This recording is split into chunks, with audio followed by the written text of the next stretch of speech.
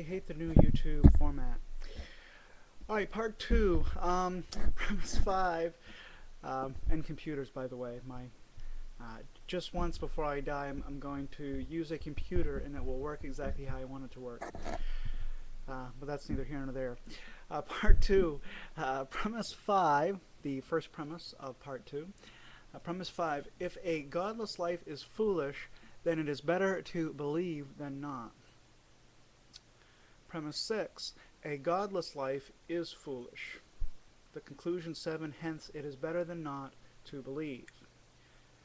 Premise 6, a godless life is foolish, is merely the conclusion to part 1 of the argument, so that is an acceptable premise we can all agree to. What can we say on behalf of premise 5? Well, the opposite of godlessness is holiness, and what is important, or what is unimportant facet of holiness according to the saints. What do saints say is important when it comes to being holy? Behavior is certainly very important, but belief is even more cardinal. The right behavior, ideally, follows from the right belief. So how does one avoid godlessness? By believing. In other words, premise 5 is true. And again, premise 5, if a godless life is foolish, then it is better to believe than not. Since this is a textbook example of modus ponens, this part 2, we can be confident that the argument is valid.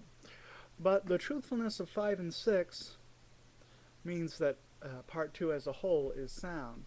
Who, after all, would deny that it is better to be foolish than wise? Who would deny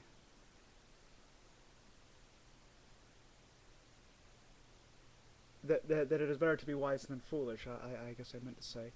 Who would deny that it is better to be wise than foolish? Nobody would deny it. So part 2, as I said, is a sound argument. Premises 1 through 6 are fairly modest, and the conclusion is modest as well.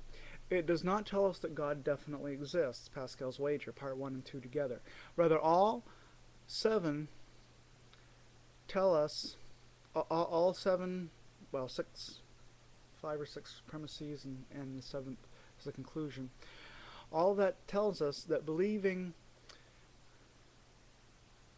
all that 7, the conclusion, tells us is that believing that God exists, whether he really does or not, is a preferred course of action. As I mentioned at the beginning, this proof is not intended to prove that God exists. As I also mentioned at the beginning, it is meant to put things in perspective. I have noticed that in conversations between the religious and the irreligious, it is not uncommon for the skeptic to be asked, "What if you're wrong?" In reply, the skeptic blows them off. Of course, I'm not going to believe in something where there is insufficient evidence. Extraordinary claims require extraordinary evidence. What if you're wrong and God only allows into heaven professing atheists?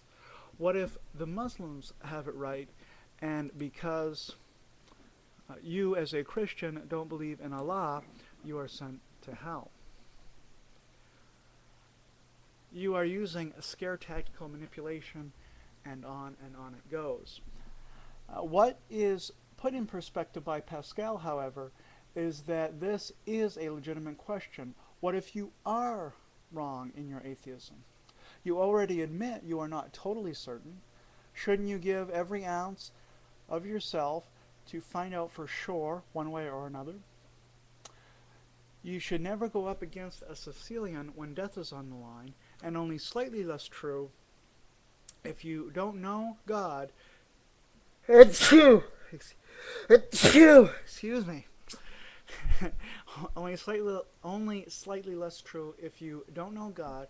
You should focus all your attention on finding out for sure there is no hell, or if there is a hell, how to avoid going there.